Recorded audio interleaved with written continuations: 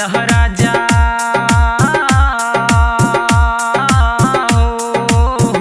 होया बखालह राजा खाके बन जा तू पाठा कि सौतीन लागी खाटा कि बाटे फेरी चाहे राजा जितना महल माठा कि सौतीन लागी खाटा होया बखालह राजा खाके बन जा तू पाठा कि सौतीन लागी खाटा कि बाटे फेरी चाहे राजा जितना महल माठा कि सौतीन लागी खाटा।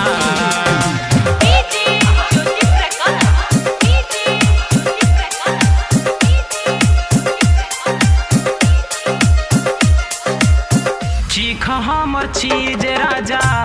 बहानी सजाइले तोहर के खातिर बानी सिंगार हम कइले। चीख हमर चीज राजा बहानी सजाइले तोहर के खातिर बानी सिंगार राजा कइले कि आज मन भरी नाही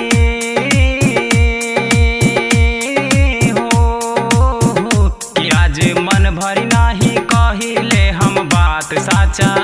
कि सौतीन लागी खाटा कि बाटे फेरी चाहे राजा जितना महल माठा कि सौतीन लागी खाटा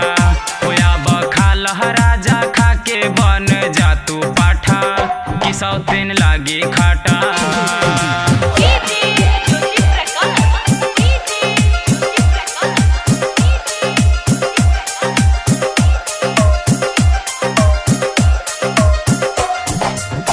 चढ़ल बा जवानी राजा पोरे पोर कसाइल चढ़ली जवानी हमर बाटी गदराइल। चढ़ल बा जवानी राजा पोरे पोर कसाइल चढ़ली जवानी हमर बाटी गदराइल कि बाटे तहरे जोते के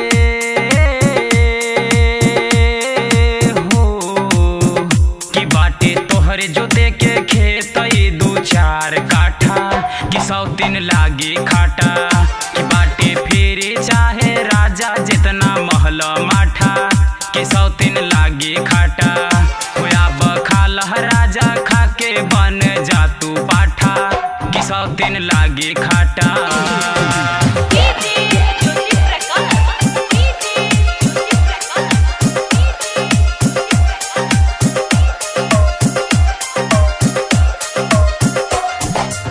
खाके देख हमर राजा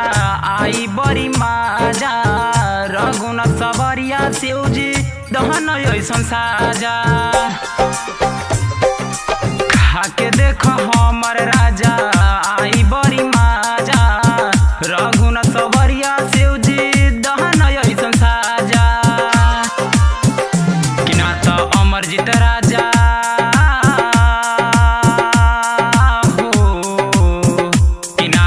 अमरजीत राजा देख जवानी करे लढ़ाचा कि सौतीन लागी खाटा कि बाटे फेरी चाहे राजा जितना महल माठा कि सौतीन लागी खाटा कि आजा खालह राजा खाके बन जा तू पाठा कि सौतीन लागी खाटा।